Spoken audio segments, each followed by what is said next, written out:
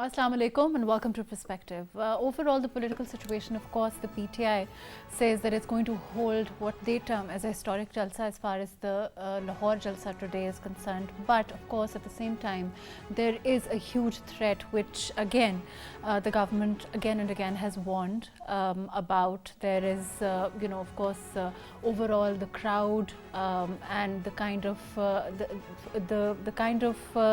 precautions it necessitates, are they being taken or not, a little bit about that. And also we've seen overall the former Deputy Speaker Saab S. Asad Kaisar write to human rights authorities and talk about human rights violations. But this begs the question of, we've seen what was happening in the last government's tenure. We'll be talking a little bit about that. And overall the false propaganda going out into the international, as far as the international media is concerned, as far as our overall foreign media is concerned, what kind of what kind of a situation is it showing to the world as far as Pakistan is concerned? Of course, it begs the question, how are things worse off than they were when the former Prime Minister and his party was in power? Is there any truth to the kind of allegations that the government, the former Prime Minister, is making against the government? A little bit about that, and a little later on we'll also be talking about the climate change, and we've seen the kind of reaction come from the world and what we expect as far as the Earth Hour is concerned, and what overall this means for the world in the future, and the kind of precautions it necessitates for us to have a healthier world, a healthier for our people, and more responsibility towards the kind of climate damage that we've seen. All of that today on Perspective. I have with me Mustafa Baloch from the PPP. Thank you for joining us today. We also have with us Naveed Aman Khan, who is a political analyst. Thank you for joining us today. And Abdullah Mumtaz kahloon from the PTI. Thank you for being with us. Mustafa, like we were earlier saying, of course, the talk, the propaganda that is being put out into the world by the former Prime Minister and his party about violations, human rights violations, his people being taken, all of those things would then beg the question, how are things, how were things during his government? I don't want to delve too much into it, but overall, of course, the kind of image that it sends out into the world for Pakistan, and how much of it is it true? How much of it is true? That's the question, right? Bismillahirrahmanirrahim. See, Mahrukh, actually, if you go back to the past 4 years, we can just take out facts that there was no freedom of speech for even seasoned journalists, and most of them were taken off air because the former Prime Minister was he was kind of very scared of listening a critical analysis of his own governance. So I think the recent episode of Zaman Park was very it's an open and shut case where petrol bombs were thrown on police vans, and the way the PTI supporters and workers were confronting the police forces, and the way the police forces were, I think so, they were quite easy with them. They were not that harsh, but the response, because it comes from the top, definitely if the leader is being aggressive and he is instructing them to it's a take bit of them a heads problem on. for the government also, because now like we were saying, it's the jalsa today as far as the PTI is concerned. One, the former Prime Minister talks about how his life is in danger, and of course the government, the caretaker government in Punjab, is responsible for whatever is happening, for taking control of the security situation, but then exposing himself to the extent that he invariably will during this jalsa. And of course the government has to balance both things, right? So it's a difficult situation in that sense. Let me come back to you on that note. Naveed Saab, can you hear me? Of course I Naveed can hear Saab? you. Naveed Saab, Hey, Assalamu alaikum. Assalamu alaikum. Overall, the situation, like I said, the balancing of things for the government, when a person like Imran Khan Saab says that, you know, his life is under threat, he said so repeatedly, every time he speaks to the media, every time he speaks to the people, he talks about how you know, his life is under threat, but then exposing himself to this extent, exposing also the people to the kind of threat that, you know, the government has warned against. How do you look at this? In fact, Mahrukh, he claims that his life is on threat in the courts, not in the processions, not in the jalsas. If he goes to the courts, he pretends that his life is in threat. The place where he is more safer than in the jalsa. And he goes to in jalsas or in the processions, and he is safer there, according to his claims. This is a complete political drama, because he is in trouble in the courts, because he knows that once he appears in the court, he will be charged there, and the cases will be proceeded against him. Because of those cases, he may go to the jail. Warned of a security threat, and you know that not just exposes him, but it also exposes the people who are there at this time. It exposes his own people. It exposes, you know, those innocent people who you know, are asked to come to the jalsa, who do come, the supporters of his party also. So there has to be some responsibility there also, right? Definitely. The people, innocent people who go to participate in the jalsas or in the processions of Imran Khan, if there is any law and order situation is you know, not in the control of the armed forces or the security forces, he should not play with the lives of innocent people in any part of the country.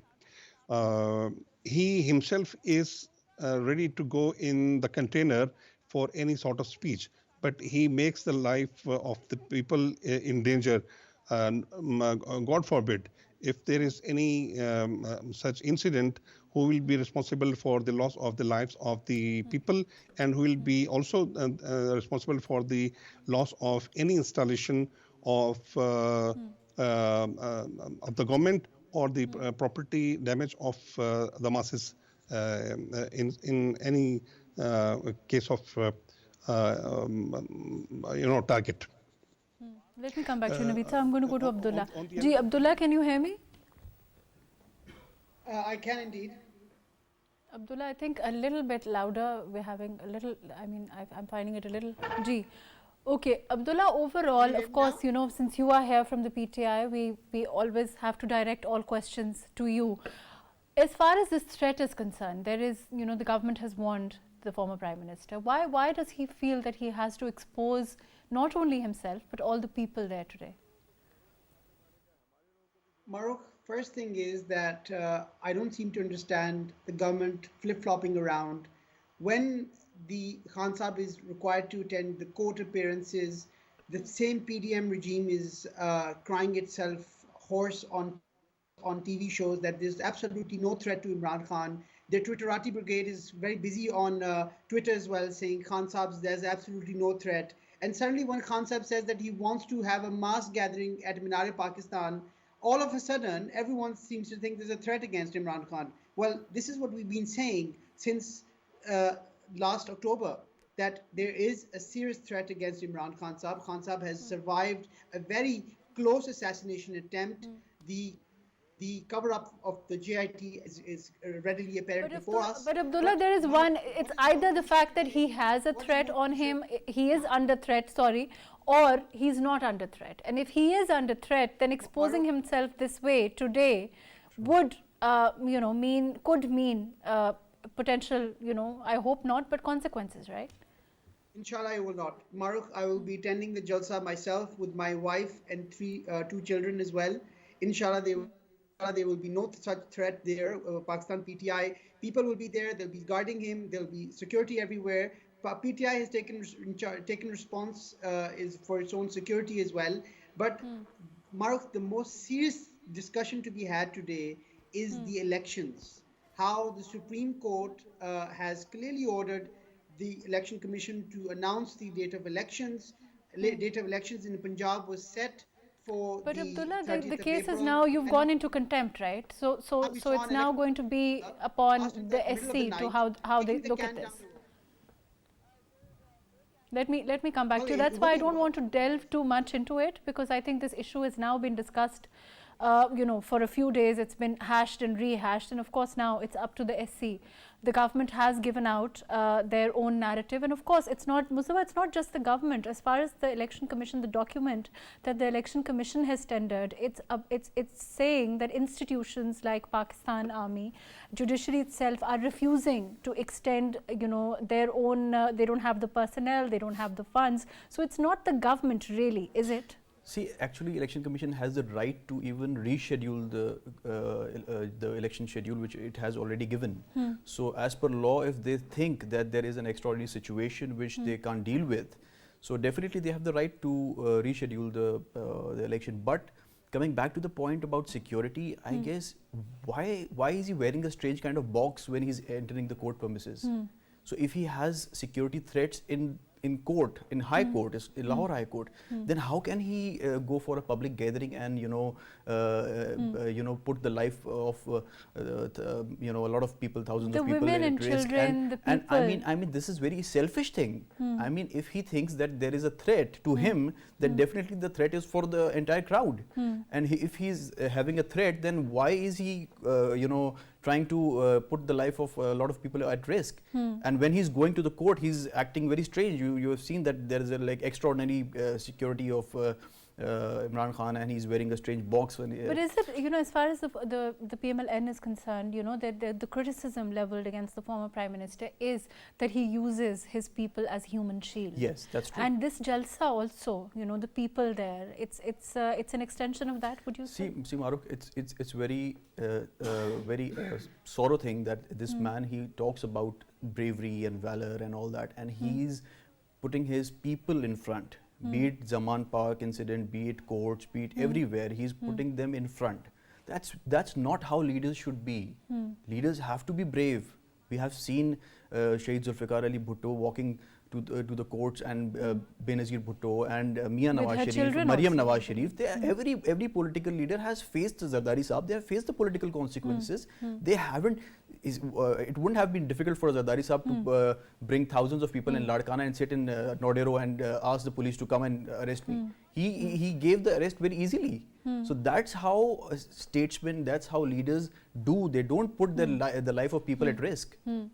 Let me go to Naveed Saab. Naveed Saab, as far as these violations that we've seen Asad Kaisar Saab write to international organizations about, how do you look at this in considering the fact that, of course, then it necessitates a comparison, right, between what was happening during the former Prime Minister's, government himself when he was the Prime Minister under his own watch, as far as journalists were concerned, as far as we saw, in a lot of cases, as far as bans on different television organizations were concerned, a lot of the actual situation there, and then this would mean a comparison to what's happening as far as his own people are concerned. And then the PMLN is saying that as far as their first tier leadership is concerned, if I quote Maryam Nawaz Sahiba, she said that there is, all of them have gone to jail. She herself went 5 months one time, 5 months another.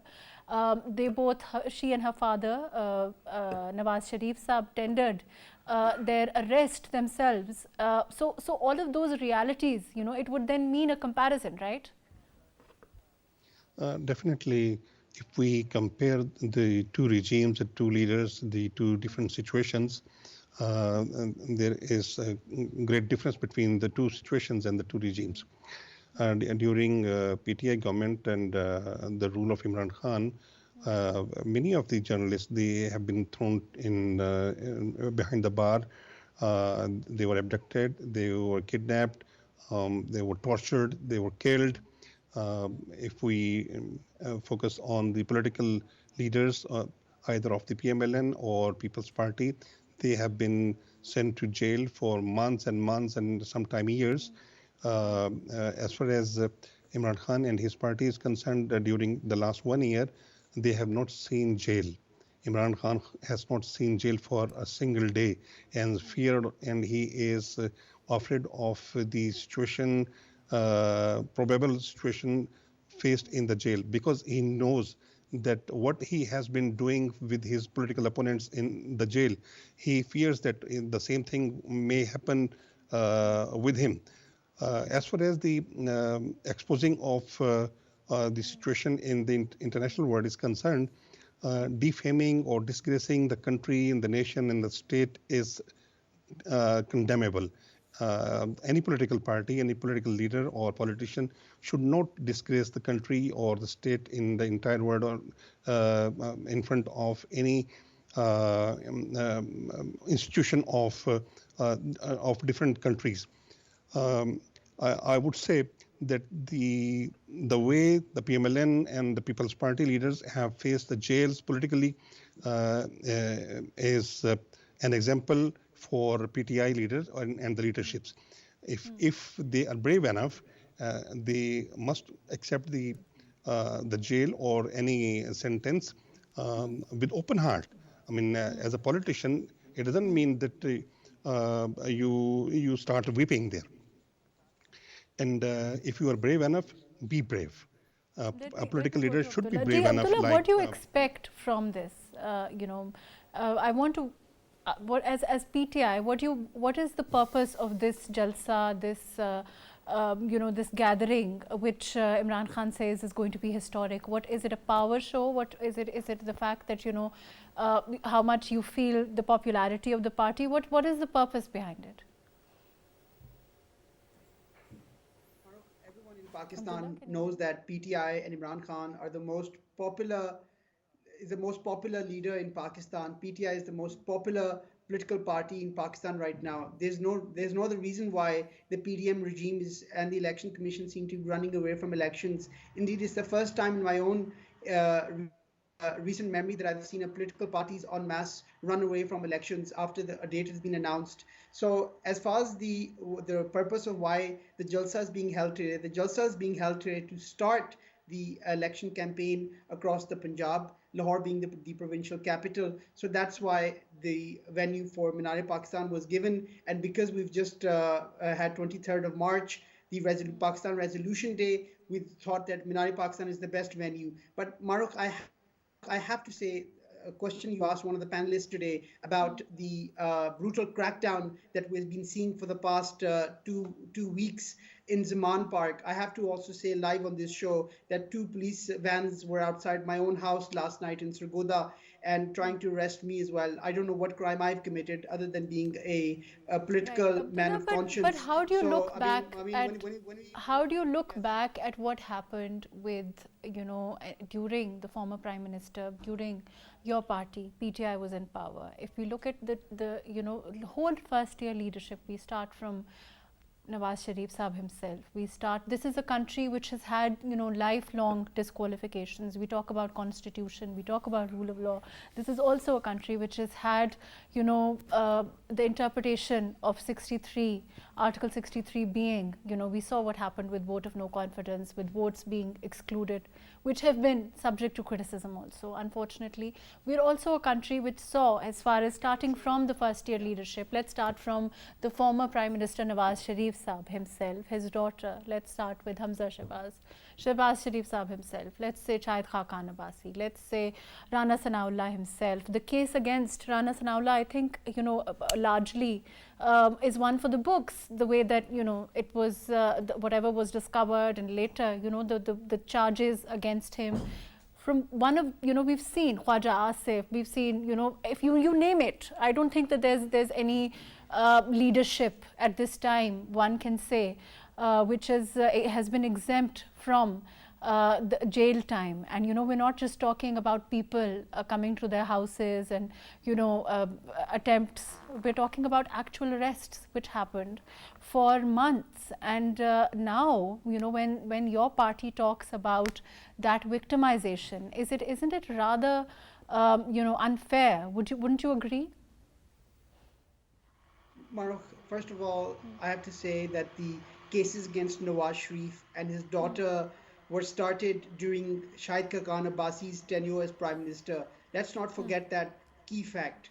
Shahid Khan Abbasi was the Prime Minister of Pakistan when the Supreme Court at that time ordered, Saqib Nisar Sahib ordered the references be filed against Nawaz Sharif and his clan. So that's the first point. Secondly, Mahrukh, the thing is that a lot of the cases But that you're the PTI agreeing that it happened under your watch, right? Not our watch. I'm telling you how this started. Shahid Khan Abbasi's government was there when the cases were filed. What we did, Mahrukh, the cases we brought to fruition were those that the People's Party had brought against Noon.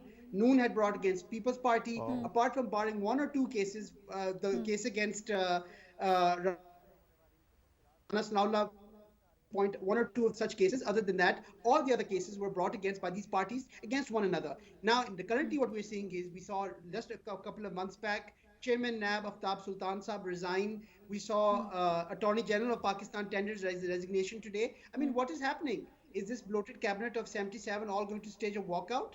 Because right now Pakistan is a one big gulag.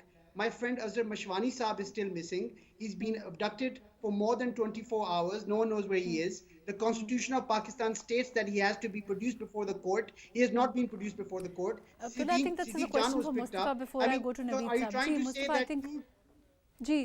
I get your point. First of all, Mahrukh, I don't see if they are arrested, they call it abduction.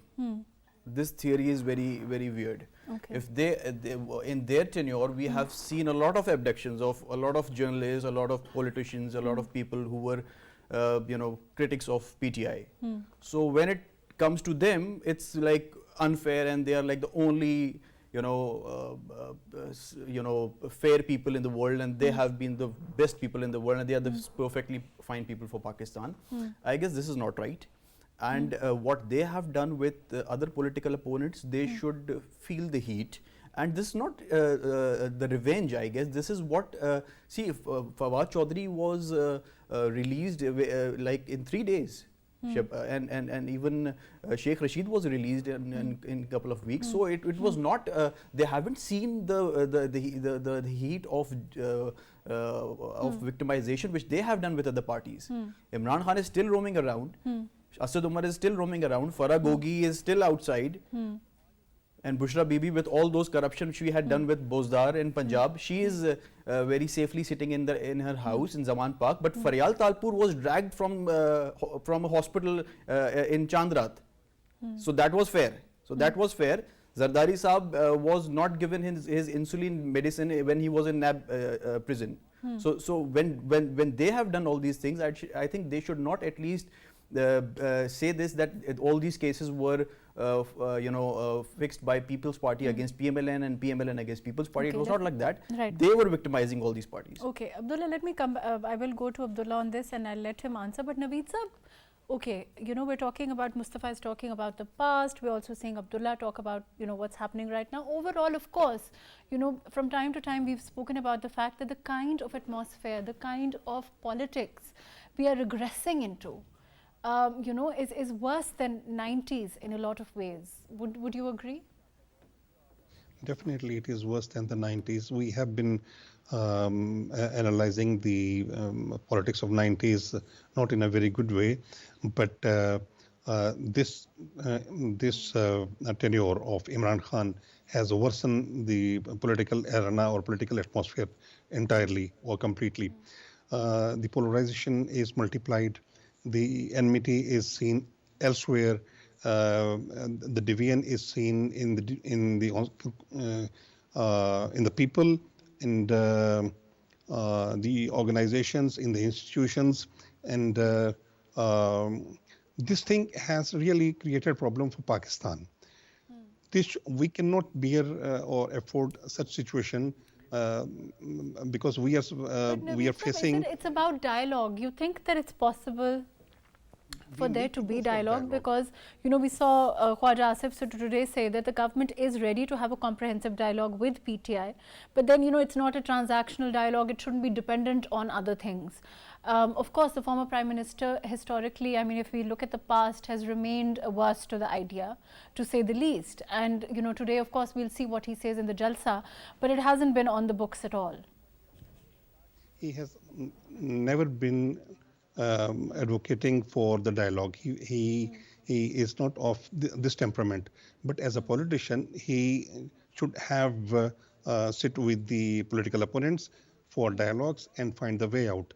The political leader never uh, sets the country or the masses or the installation or the properties on fire. The political leaders always put off the fire, not put on the fire. And for the dialogue, he's not made for the dialogue, I think, as a temperament, as far as the temperament of Imran Khan is concerned. But I would say the solution of the problems lies in the dialogue, either in the parliament or out of the parliament. He has thrown himself out of the parliament himself. Nobody has thrown himself out of the parliament or out of the assemblies. But after being thrown or after coming out of the assemblies, he then decided to go to the parliament. It doesn't happen. It never happens.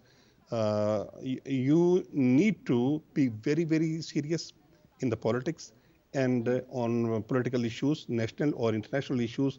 You need to sit with the political opponents, Let me come either back to you, with the government. Naveed sahab, on that note. Abdullah, unfortunately, we're running out of time, but don't you think it's perhaps the ultimate solution to this kind of atmosphere we are seeing at this time is talking to talking to political parties, having some kind of dialogue, and that doesn't seem to be on the cards at all? And also, let me just let me as far as Imran Khan Sahab is concerned, of course, it started with we saw dissolution. We saw a dissolution of assemblies, asking to walk out of the National Assembly. You've also admitted that you're a democratic party. There was some disagreement on that within your party.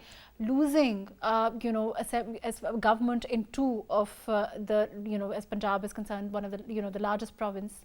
Then KP also, where you had so much majority. All of that, don't you feel that Imran Khan Sahab now realizes that perhaps those were not the great decisions?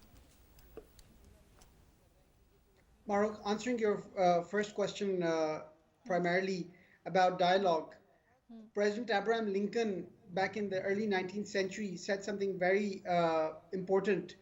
He said that you can fool some of the people all the time, you can fool all of the people some of the time, but what you cannot fool is all of the people all of the time. So what we have right now, we have a PDM regime who are extremely disingenuous. You have ministers who come on TV shows and say, we're ready to do dialogue, we're ready to sit down and talk with them. And yet the next day, another 6 cases are filed against Imran Khan. Another one of my friends is abducted in the middle of the night, taken to Quetta, like Hassan Niazi right now, another friend of mine. So the thing is, when you're doing dialogue, you should not be trying to derail the atmosphere around that dialogue with such dastardly attempts that have been made by the PDM regime and their enablers. So the thing but is, you are ready for dialogue. The PTI PTI is primarily ready for dialogue, you're saying. PTI Pervez Khattak Saab came on board last week. I mean, Mustafa Baloch Saab seems to be suffering from amnesia right now. I mean, he said that Nawaz Sharif was also very bold, but he's been sitting outside in London for 3 years and 4 months. I would like to ask him to remind us at the end of the show, when is he coming back to Pakistan? So, by the way, the dialogue, Pervez Khattak Saab, he did come back with his daughter to tender his arrest. I mean, that is something, that fact cannot be eroded from the history. It's not very far away. After the sentence or before after the sentence or before the sentence? Right now, he's a convicted felon. Who sent him? And a proclaimed offender. His brother sent him, in fact. Dr. Yasmin Rashid. The PTI now does not take responsibility for sending the former Prime Minister Nawaz Sharif Saab on account of his health. PTI took Shahbaz Sharif at his word. We know what Shahbaz Sharif's word amounts to now. It amounts to nothing. So the guarantee that he signed is not even worth the paper it's written on. And it's been 3 years, 4 months and counting. But Abdullah, you're saying that primarily the PTI is ready for dialogue. where the people in the PTI, the workers, the leaders are not penalized, they're not repressed, they're not arrested in the middle of the night. If you want to have dialogue, Okay. Fair give enough. a conducive Unfortunately, that's environment to all the have it. time that we have. Thank you so much for joining us, Mustafa Baloch Saab, Naveed Aman Khan, Abdullah Mumtaz, kahloon. We'll be talking after the break on the Earth Day and the fact that what climate damage has done and the kind of precautions, the kind of reaction it necessitates from the world. All of that today in a little bit.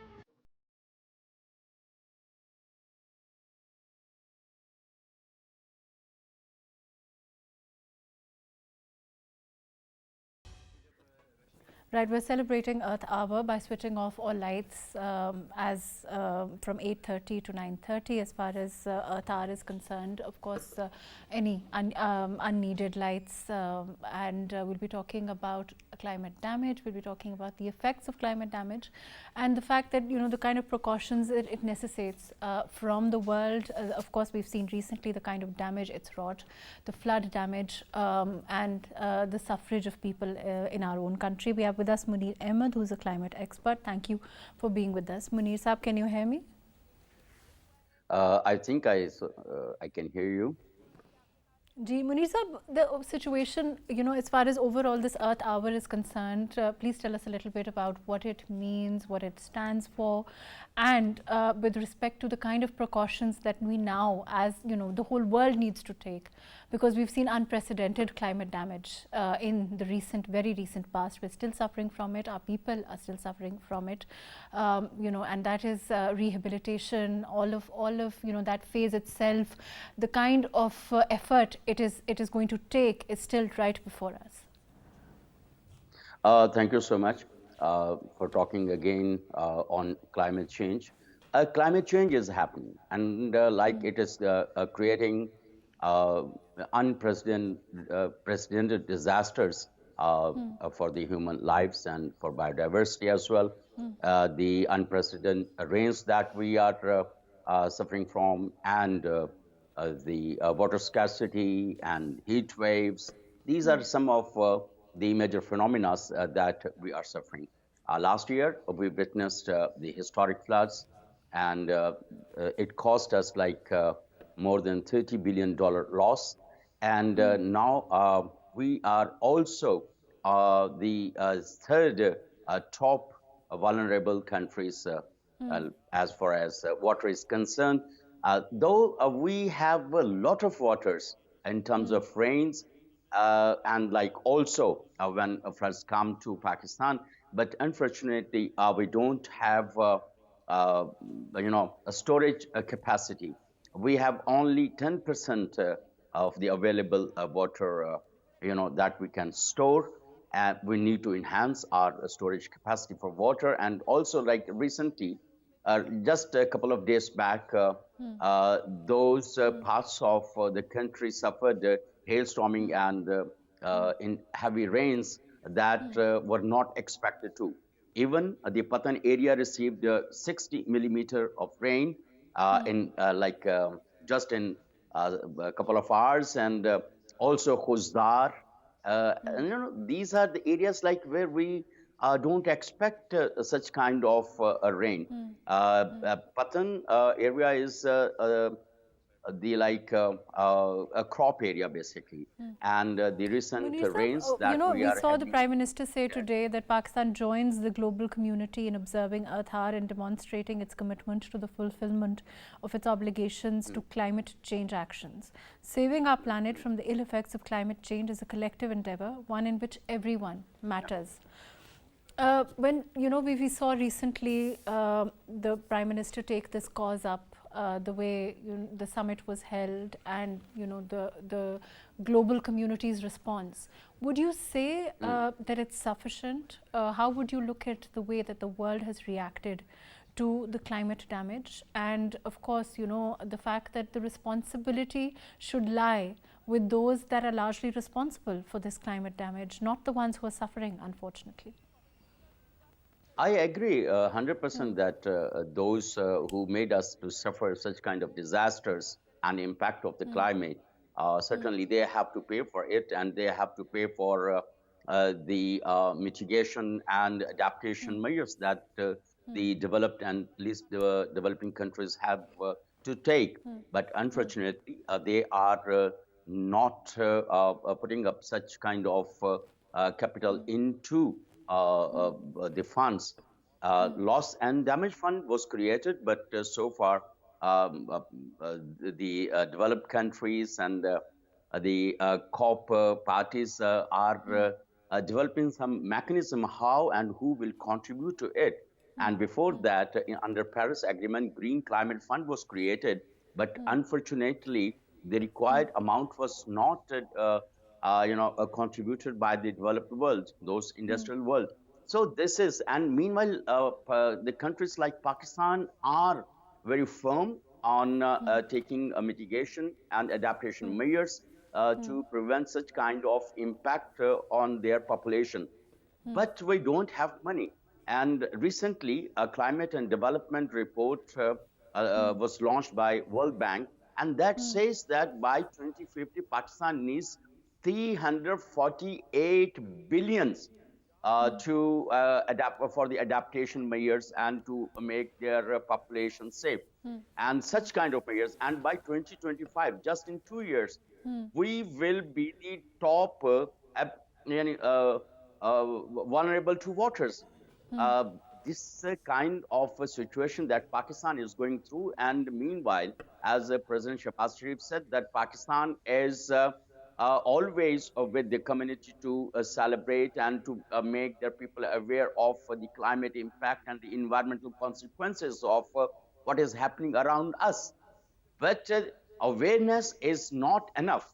The communities have to have capitals, and for adaptation, for example, if we have to adapt the new patterns of crop, then we have to conduct an agricultural research that based on the last 5 or 7 years. And certainly we also lack data, but there is ample data to conduct that kind of, and we also need new seeds of crops. So it is there are So it many has to be a things that has to. concentrated effort by all Yeah. stakeholders, and of course the whole world is a stakeholder in this. The way that the damage that we've seen, it's unprecedented, and the way that it's come also, I don't think it was foreseeable at all for anyone. Yeah, yeah, that's true. That's true. But there are some estimates by the IPCC, and every year they come up with some data and the projected consequences for different vulnerable communities and the world itself. But unfortunately, despite all the knowledge that the developed countries has about it, and they know the consequences of what is happening around us, but still they are so callous, I would say, that they are not contributing the what is required to adapt such kind of changes that is happening around the vulnerable communities, and they Unfortunately, need that's to all the time take that we have. Thank you so much, Munir Saab. Thank you for giving us such valuable information on what is now an extremely important topic, and today stresses that, of course, overall, as far as the political situation is concerned, we are looking at the PTI go forward, former Prime Minister go forward with his jalsa in Lahore, even when there is imminent threat, which the government has warned again and again about. We'll be, of course, looking at what the overall situation is pursuant. We'll know what he says, but till now, of course, dialogue, coming to talks with the government, trying to come to realize that the overall in political environment needs there to be some kind of a working relationship seems a distant possibility. Thank you so much for joining us today on Perspective.